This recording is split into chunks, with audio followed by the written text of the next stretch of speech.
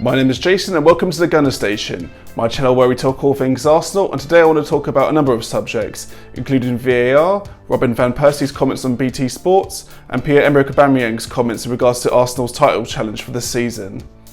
Now we'll start with VAR. I'm sure you might have gotten sick of hearing them three letters. Last couple of days it's been all over radio, you've read it in newspapers, it's been on the TV as well.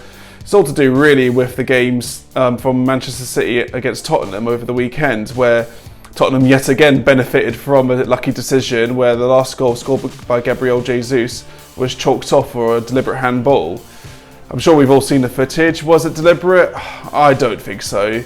But the rule was the rule, and unfortunately with VAR you're getting all these what I like to call dinosaur pundits, like your Alan Brazils and your Danny Murphys. TalkSport I do listen to, great channel, I'm not going to plug it too much, but you hear them sort of dinosaur pundits coming out and just saying, you know, let's be done with VAR, it's ruining our game. And just, you know, it's just really grinding my gears at the moment with them sort of comments, because VAR isn't actually the problem, it's the rules that have come out to support VAR which are the problem. It's not just the handball rule, it's also the offside rule, and Man City again. Not that I have any sympathy for Manchester City, but you know, the week before against West Ham, Raheem Sterling had a perfectly good goal ruled up for offside because his arm was in the offside position. I mean, by the rule, completely the right decision. However, that's the problem, is the rule, not the actual VAR.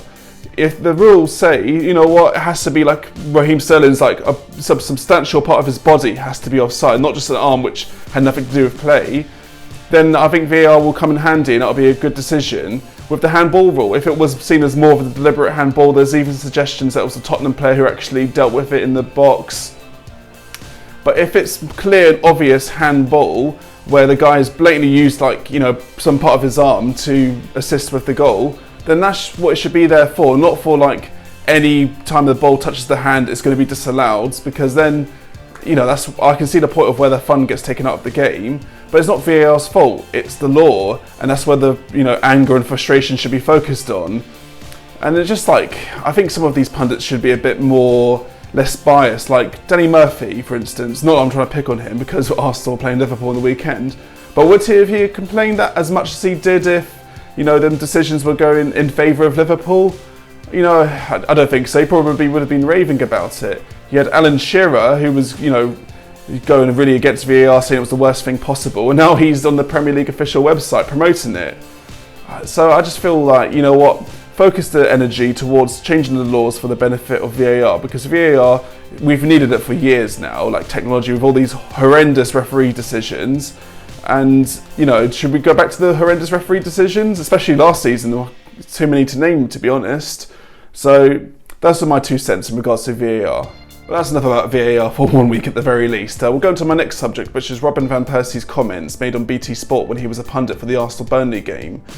Now, this is a bit of a sore spot for me, really, because I used to really idolise Robin van Persie. He was one of my favourite players, no doubt, especially during the Emirates Stadium era, after the likes of Henry and Bergkamp left and retired respectively. Robin van Persie was definitely my favourite player. Perhaps naively, you know, especially I think back maybe 10 years ago, it wasn't such naivety, it was more commonplace, but I truly believe that he loved Arsenal, he was our captain, he was, you know, he would show glimpses of his greatness but then get injured, but you know, you'd stick by him. I certainly stuck by him. I had a poster of him on my wall. I even went to the Emirates Armoury store, got it signed by him. I've got that photo, I'll probably show it one time. I mean, it's not the greatest quality, but you know, this is my hero really. And I've grown up in that era where Arsenal Man United was the rivalry. That was the fiercest rivalry. Like at my school, you were either Arsenal or you were Man United. There were a couple of Liverpool fans and Tottenham fans, but there was nothing else. And obviously Chelsea came, they changed the dynamics, and obviously, you know, you've got Man City, Liverpool, Tottenham are doing really well now. But at the time it was Arsenal, Man United, and I've grown up disliking Man United more than Spurs. Of course, I don't like Spurs, don't get me wrong, but at the time it was definitely Arsenal, Man United. So, you know, all season long we've stuck by him, he's doing a very good season, and then he just doesn't resign. He has that horrible statement saying he's not going to resign with us, he doesn't see, you know, him and the club aren't eye to eye with their ambitions, and then he goes to Man United, he does that whole the little boy inside me talk, even though there was a photo of him in an Arsenal kit when he was a child, and then he just obviously goes and wins the Premier League for them, and we have to embarrassingly do a guard of honour for him. He scores against us twice. And then it pretty much went downhill there from that Premier League winning season for Robin van Persie. You know, he got moved on, he went to Fenerbahce, then he went back to Holland, and now he's retired. As you've seen on that BT programme of wearing the t-shirts, if you haven't watched it, it's on YouTube. But most of the shirts are to do with his time at Arsenal, because that's where he spent the majority of his career, it's where he scored the most goals, it's where he was club captain. As I said, apart from that one season at Man United, it rarely ever gets talked about.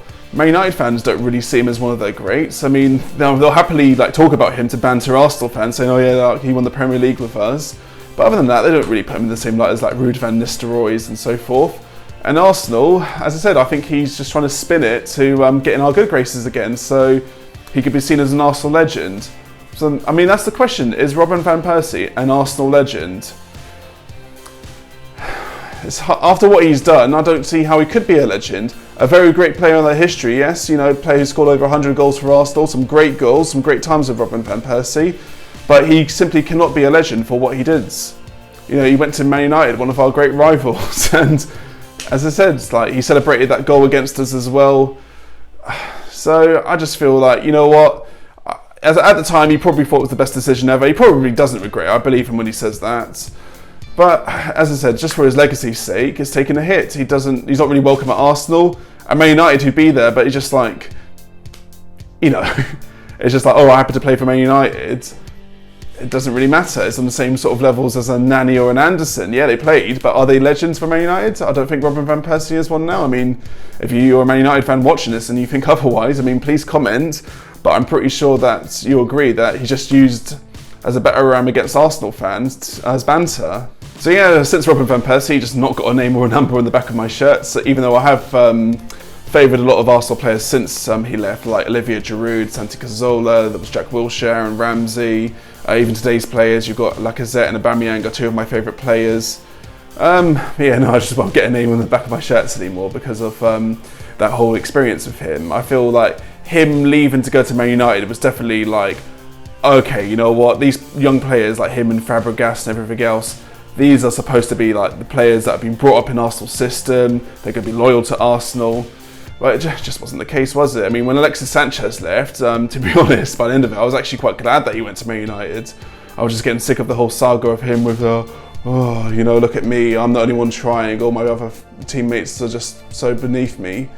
And now Man United fans have had to deal with his high wages and that stroppy attitude.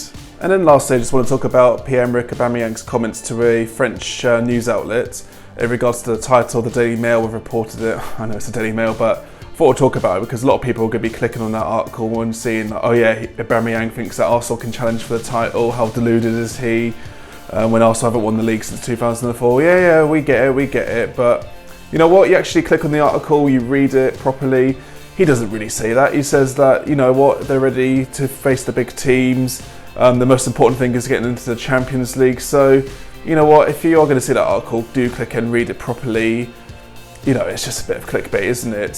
He's not saying that we're going to win the league. I don't think any Arsenal fan really has a big expectation that we're going to win the league. It's just getting into the Champions League. If we can win the Europa League or one of the two cups, that would make a great season.